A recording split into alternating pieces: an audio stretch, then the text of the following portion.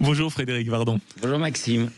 Merci d'être avec nous ce matin, chef et propriétaire du Café Max et du 39.5 pour les coulisses du chef. Et vous êtes encore bien remonté ce matin contre quoi? L'inspiration fiscale de nos députés, c'est ça? Alors là, c'est plus de l'inspiration. Voilà, ce matin, on est à la criée. Il y avait du beau monde.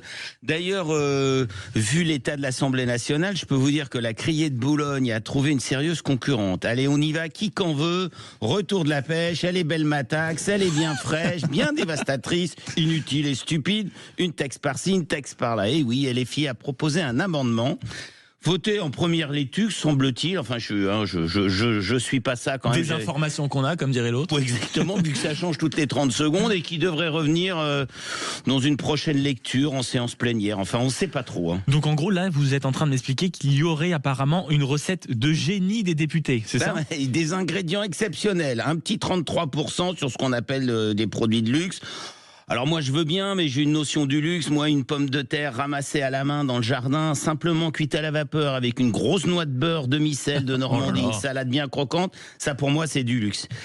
Et puis tout le monde le sait, enfin je croyais que c'est la haute couture qui fait vivre le prêt-à-porter. Et pour notre industrie, c'est pareil, c'est le haut qui tire le bas. Donc là, on a une idée quand même de ce que risque de toucher cette taxe. L'idée, c'est ça, c'est de mettre en gros un taux de TVA exceptionnel à 33% sur un certain nombre de produits. Oui, enfin, ce qu'on peut identifier le luxe, les hôtels 4-5 étoiles, des restaurants gastronomiques. Mais alors, on place le curseur où de la gastronomie par rapport à ma pomme de terre? Les vins, les spiritueux, le caviar, le foie gras. Alors c'est vrai que la filière du foie gras, du canard du Sud-Ouest avait pas encore assez souffert. Franchement, pour les enterrer, ça va être mieux.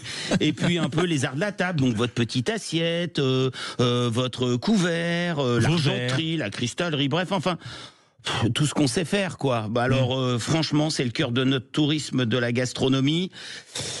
Mais ça devient terrible. Hein. Oui, c'est déprimant, mais globalement, là, si on mélange tout ça, il va avoir des conséquences, selon vous, immédiates sur les filières, sur le marché directement?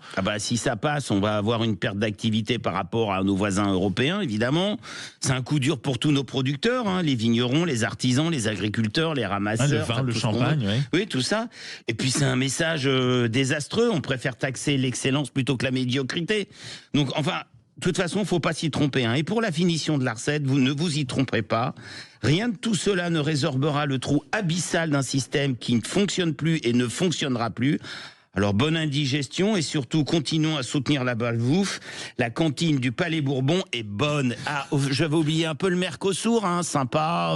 Oui, j'allais vous interroger un mot sur ça. La taxe, on l'avait bien compris, mais sur le Mercosur, on a entendu ici autour de la table les différentes opinions. Vous, c'est définitif, si on signe cet accord, c'est foutu? Je sais pas si c'est foutu, c'est pas définitif. Par contre, tout ce que je sais, c'est qu'à force de tuer des vaches, parce qu'il y en a une qui est malade sur 100, c'est sûr qu'on va avoir un petit peu moins de fromage, c'est sûr qu'on va avoir un petit peu moins de viande. Mais enfin, le Mercosur, il faut aller contrôler sur place les hormones qui sont mises. C'est pas une fois que la viande est arrivée qu'il faut la contrôler. Se plaindre. Et ça, c'est sûr. Merci beaucoup Frédéric Vardon d'avoir été avec nous ce matin sur Sud Radio. Les coulisses du chef, comme chaque samedi avant 9h. Chef et propriétaire du Café Max et du 39.5.